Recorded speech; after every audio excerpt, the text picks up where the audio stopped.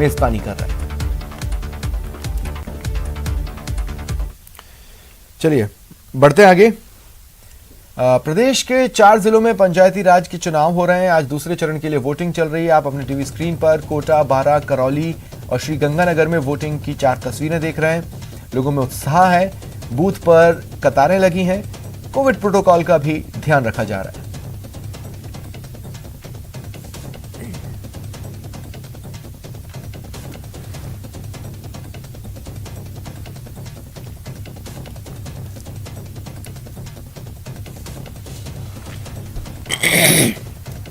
माफ कीजिए।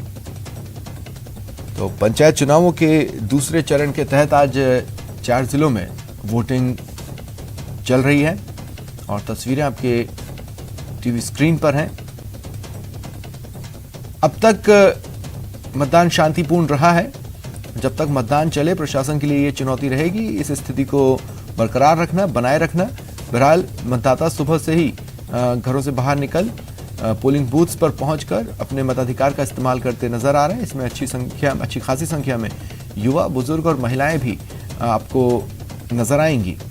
कोटा, बारां, करौली, श्रीगंगानगर में लोकतंत्र का ये पर्व उत्साह के साथ मतदाता मना रहे हैं और ये 4 तस्वीरें चारों ही जिलों से ली गई हैं आपके टीवी स्क्रीन पर। और देखिए, बारां से सहयोगी विपिन तिवारी, श्रीगंगानगर से अशोक शर्मा और कोटा से सहयोगी योगेश त्यागी मेरे साथ जुड़ रहे हैं। सबसे पहले विपिन, मैं आपके पास आ रहा हूं। क्या मतदान प्रतिशत रहा है अब तक का जो आंकड़ा जारी हुआ हो?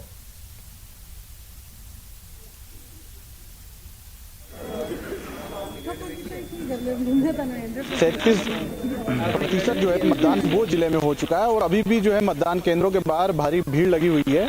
स्वप्निल, ये फूसरा का एक मतदान केंद्र है जहां पर देख सकते हैं बड़ी संख्या में जो चाहे महिला हो, चाहे नए मतदाता हो, चाहे पुरुष की बात करें, वो कतार में खड़े हैं। और इन केंद्रों पर सुबह से ही भीड़ देखी जा रही थी। सर्दी का असर था, सुबह सर्दी तेज थी, उसके बावजूद जो है मतदान केंद्रों पर मतदाताओं की भारी भीड़ लगी हुई थी। स्वप्निल, ठीक है। अशोक, आपसे भी जानना चाहूंगा किस तरह से चल रहा है मतदान?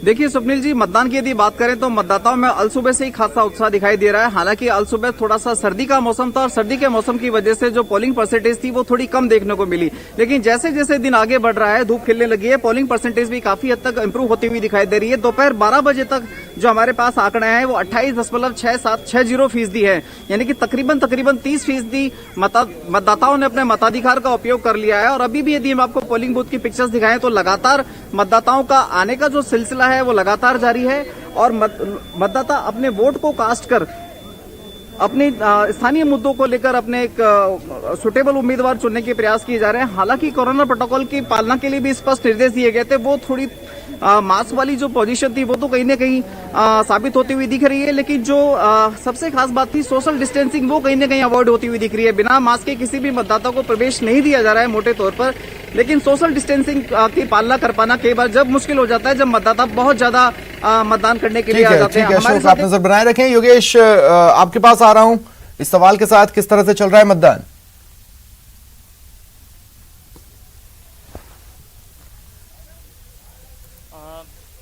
सुबह आज जो मतदान है वो सुबह 7:30 बजे शुरू हुआ। दूसरे चरण का यह मतदान है। कोटा की अगर बात करें तो कोटा में 3 जगह पर आज मतदान है और उसके साथ में जो तस्वीरें हैं वो सुबह से ही लगभग एक जैसी हैं। लोगों में काफ़ी जागरूकता है मतदान को लेकर के। सुबह 7:30 बजे मतदान शुरू हुआ और उससे पहले से ही तस्वीरें एक जैसी दिखने लगी थी। लोग आने लगे हुए थे बूथ के बाहर और अभी भी हम आपको तस्वीरें दिखाते हैं बूथ की कि किस तरीके से जो नज़ारा है आप देख सकते हैं कि लाइनें लगी हुई हैं अभी भी। क्या बच्चे, क्या बूढ़े और क्या महिलाएं, सब यहाँ पर मतदान करने के लिए पहुंचे हैं और लगातार यहाँ तस्वीरें ऐसी ही हैं लगभग हर बूथ। चलिए, शुक्रिया आप तीनों का मेरे साथ जुड़ने के लिए और तमाम जानकारी के लिए। पीसीसी में आज से फिर जनता दरबार लगना है। मंत्री और पीसीसी पदाधिकारी इस दौरान जनसुनवाई करेंगे। बता दें कि जनसुनवाई का ये कार्यक्रम 21 महीने बाद फिर शुरू हो रहा है। आज दोपहर 2 बजे से जनसुनवाई होनी है। आज मंत्री बीडी कल्ला, सुखराम बिश्नोई जनसुनवाई करेंगे।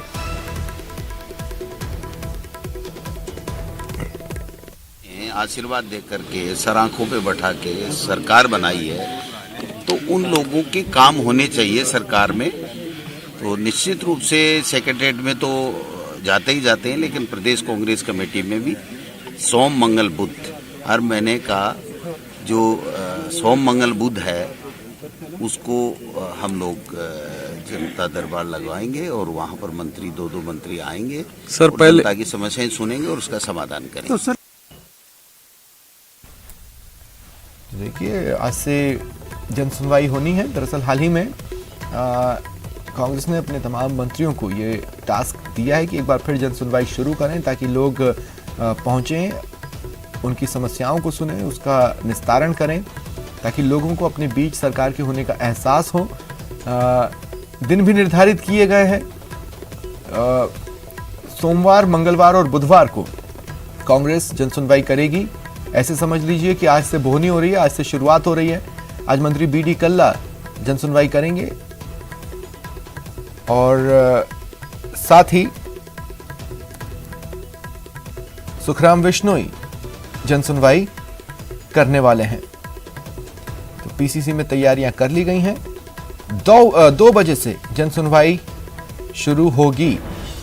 इससे पहले जब जन सुनवाई की जा रही थी, यानी 21 महीने पहले, तो लोगों का भारी रेस्पॉन्स इन जन सुनवाइयों को मिलता था। चलिए सीधा चलते हैं सहयोगी बाबूलाल के पास। बाबूलाल, क्या तस्वीरें हैं?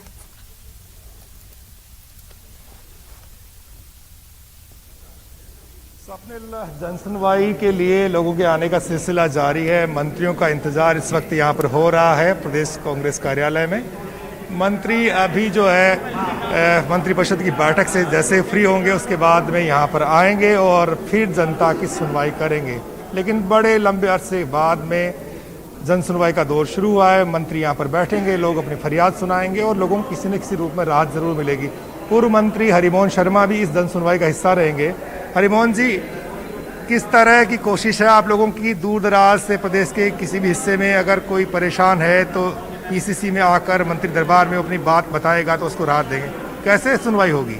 ये माननीय मुख्यमंत्री जी ने और माननीय प्रदेश अध्यक्ष जी ने ये निर्णय लिया है कि मंत्रिमंडल के सदस्य प्रदेश कांग्रेस कार्यालय में जाकर के बैठे हैं और वो जन सुनवाई करें हैं, लोगों की समस्याओं की जानकारी लें।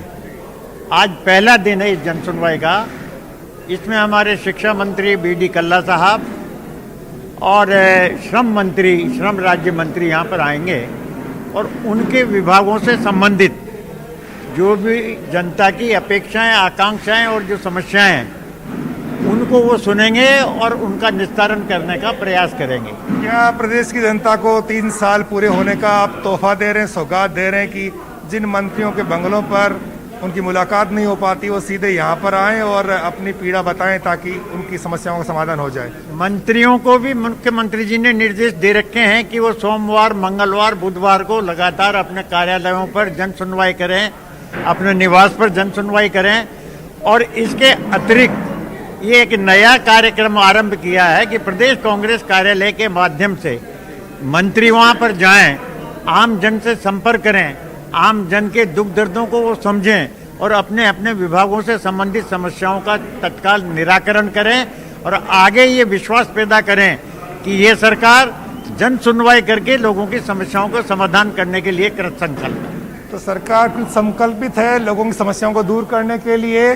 भले ही लंबे अरसे बाद 20-21 महीने बाद में सौगात मिल रही है जनता को, लेकिन आप देखिएगा कि लोग आ रहे हैं। पहले बाकायदा रजिस्ट्रेशन किया जा रहा है।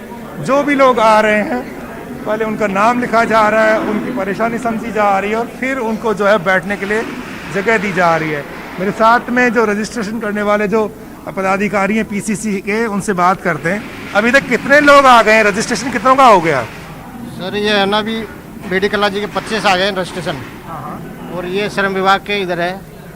लेबर डिपार्टमेंट से कितने लोग आए अपनी पीड़ा लेकर? अभी आ रहे हैं, अभी आ रहे हैं 20-25 तो आ गए। अच्छा, 20-25 आ गए।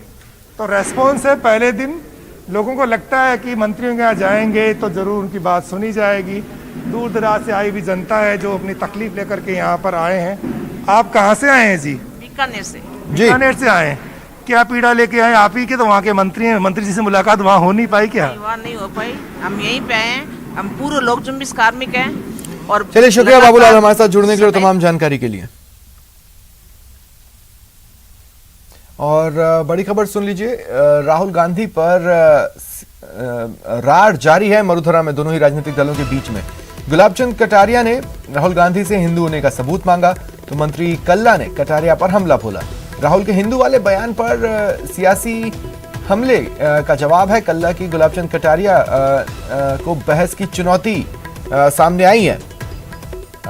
राहुल पर फिलहाल बीडी कल्ला वर्सेस कटारिया का सियासी एपिसोड देखने को मिला है।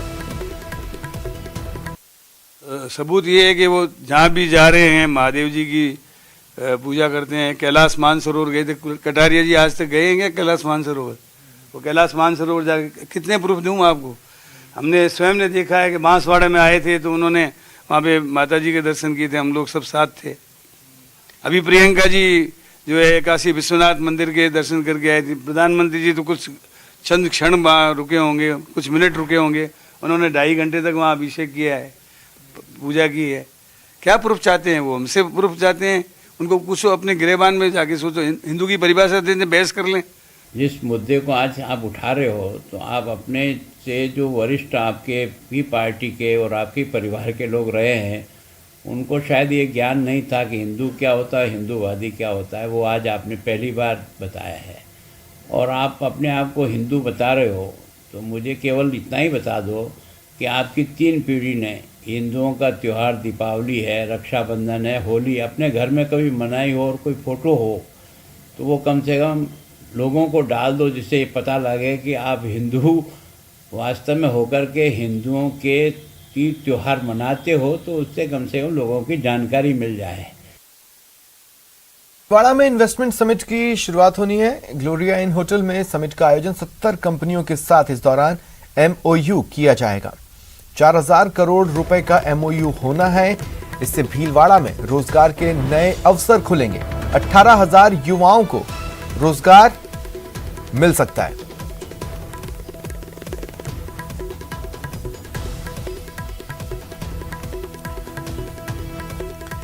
तो ये बड़ी खबर आपको बता रहे हैं भीलवाड़ा से। इन्वेस्टमेंट समिट की शुरुआत होनी है। 70 से ज्यादा इन्वेस्टर्स आने वाले हैं, कंपनियां आने वाली हैं और इनके साथ 4000 करोड़ रुपए का MOU साइन किया जाएगा। तो जाहिर तौर पर रोजगार के नए अवसर बनेंगे, रोजगार के नए आयाम खुलेंगे। 18,000 युवाओं को रोजगार मिलने का दावा किया जा रहा है।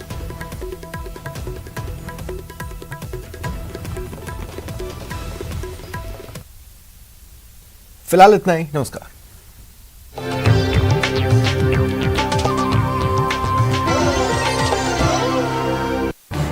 इस न्यूज हेडलाइंस